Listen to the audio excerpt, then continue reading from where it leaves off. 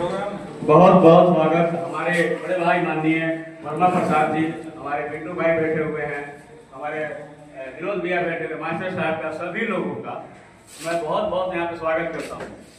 एक बात समझने की जरूरत है। मुझे उम्मीद थी कि इस मंच पर जहाँ हम लोग जा रहे हैं, यह चंपारण है। चंपारण भाजपा की सबसे मजबूत जगहों में से मानी जाती है।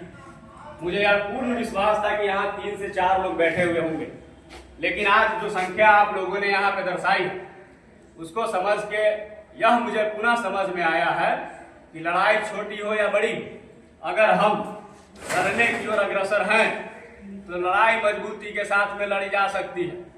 मैं व्यक्तिगत तौर पे मैं 2 चीजें सिर्फ कहने के लिए यहाँ पे आया हूँ।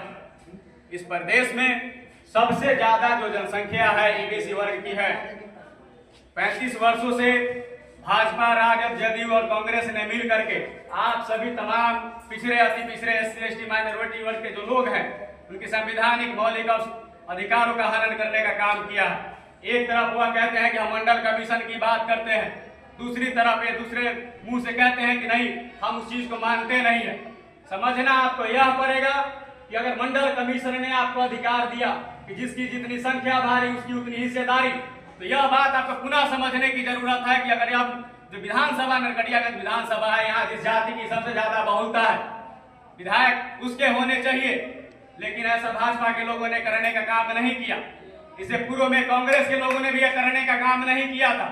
हम लोग, हमारी पार्टी बहुत छोटी है, लेकिन हम गर्व के साथ इस बात को कहते हैं कि हम सीना चौड़ा करके यह कह सकते हैं कि अगर आप लोगों ने जिस तरीके से प्रेम दिखाने का काम किया है, अगर आप लोगों का सहयोग इसी तरीके से मिलता रहा तो आप वह दिन दूर नहीं है कि नरकटियागंज में हिंदुस्तान इनकलाब पार्टी अपना परचम लहराएगी। क्योंकि सबसे ज्यादा जनसंख्या यहाँ पे जिस जातियों की है, जिस जातियों की बहुलता है, हम उसको जगाने का काम कर रहे हैं। हम उसके शैक्षणिक न्याय की लड़ाई लड़ने का काम कर रहे हैं। हम उनकी सांगठनिक एकता को बनाने का काम कर रहे हैं।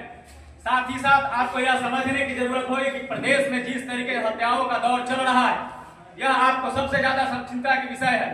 आप देखेंगे आज वैशाली में जिस वैश्य समुदाय के जो कहते हैं कि वैश्य समाज समुदाय के लोग हमारे देश के प्रधानमंत्री सिर्फ कुर्सी पे बैठे हुए माननीय नरेंद्र मोदी जी बैठे हुए हैं। हमारे प्रदेश में जो हमारे भाजपा के जो प्रदेश अध्यक्ष है, वो भी वैश्य समाज से आते हैं।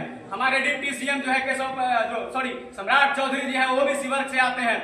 लेकिन उसी पटना की धरती पर वहां पे 2 जो वैश्य समाज के बच्चों को जिंदा जला देने का काम किया गया है। यह उनको समझने की जरूरत है। उन बच्चों की न्याय बात को गौर करने का काम करेगा। मैं बहुत विशेष कुछ यहाँ पे नहीं करने की बात कह रहा हूँ। आप देख रहे हैं बैनर के माध्यम से कि हमने सिर्फ यह कहा है